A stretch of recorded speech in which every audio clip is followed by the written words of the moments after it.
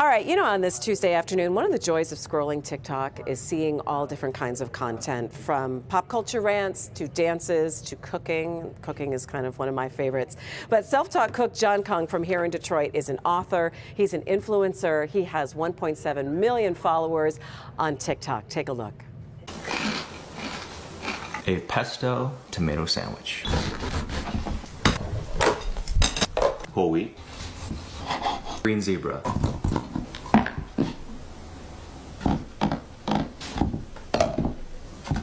Pesto.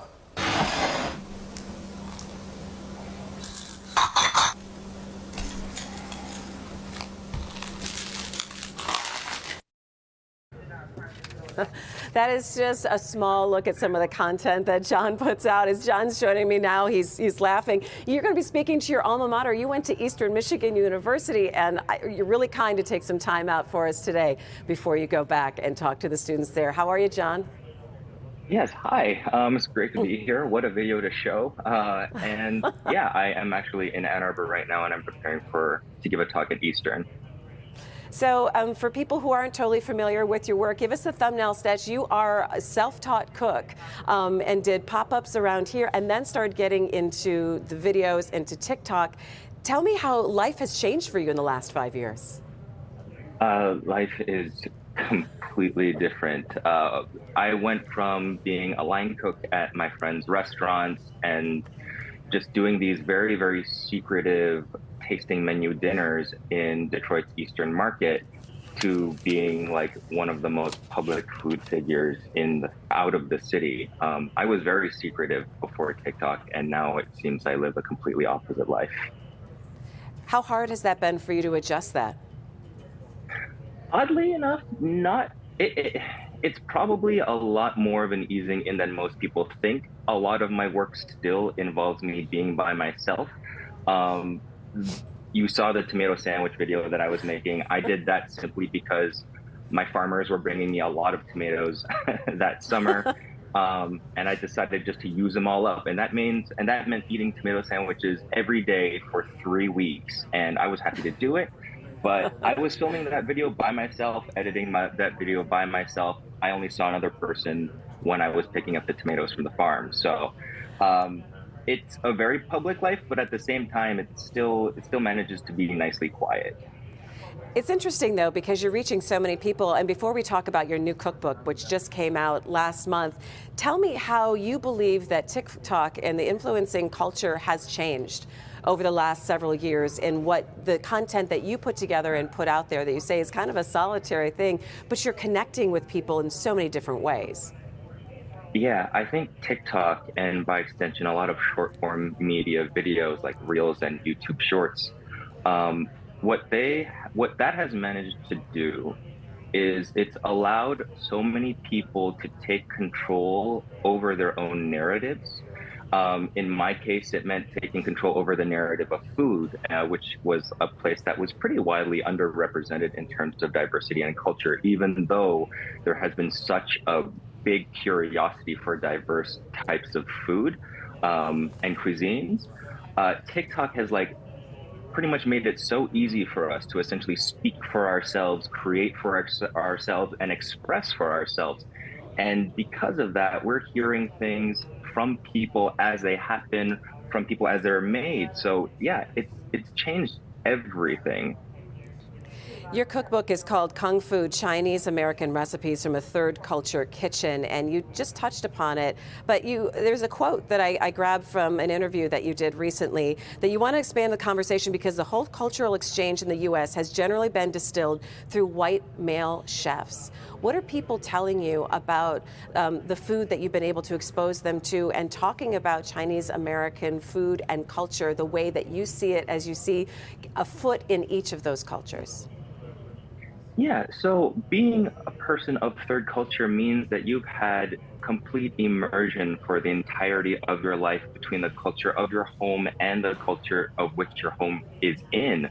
So being a person who was raised both in the United States and Canada, as well as Hong Kong, I have access to cultural nuance and humor and communication, and by extension, the love of food that some other people who have only just dabbled might not have. I'm not diminishing fusion food in general, but having this opportunity to speak on my behalf, on behalf of my own experience, has been amazing. And my cookbook is a complete representation of that, and hopefully encouragement for other people who are like me, not necessarily third culture Chinese American, but maybe like Mexican American, Nigerian American, people who understand this way of life, to express for themselves in the same way with the same amount of like candor and vigor. How do you figure your content when you sit and you say, all right, this is what I want to cook today, or how do you pick it? There are some days I decide to go super deep into philosophy and politics and talk about everything in regards to equal pay on the assembly line that is a restaurant, and maybe fairness in the kitchen. To some other days, I just want to make a tomato sandwich. All right, so you're a self-taught cook, and I thought it was really interesting to see, since you're going to be talking to the students at Eastern, that you are creative writing and a theater nerd. And you say that every theater person is on TikTok. Yep. There is definitely a very strong theater to TikTok pipeline. I think if you have a favorite content creator on TikTok who manages to communicate very well, there's a chance they've been in a show or two. So tell me what you anticipate hearing from some of the students tonight, because we know that there is a huge percentage of Gen Z right now that says this is a career at being an influencer, and this is something that I want to do. And you say that you're on the skewing older end of being an influencer, but what do you expect to hear from the students tonight? I maybe just questions about how I did it and how it all came to be.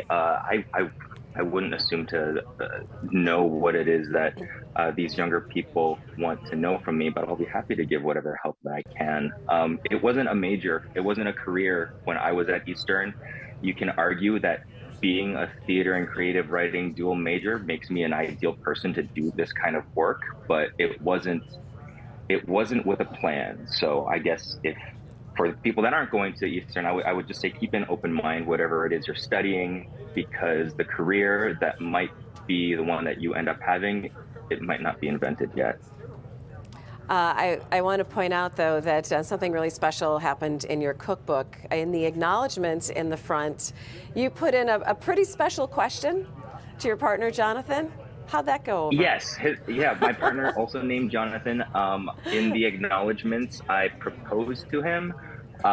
We had been dating for 9 years, and I feel like putting it in publication was the appropriate amount of, I guess, work and flair after you've been dating this long.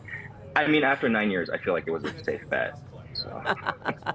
Absolutely, and you really had to keep that secret for a long time. Hey, John Kong, thanks so much for joining me. Really appreciate it. If you want to hear John's talk, he is going to be on campus tonight from 4 to 5:30 in the Judy Sturgis Hill building in Ypsilanti there. You take care. We'll be watching on TikTok. We appreciate your time.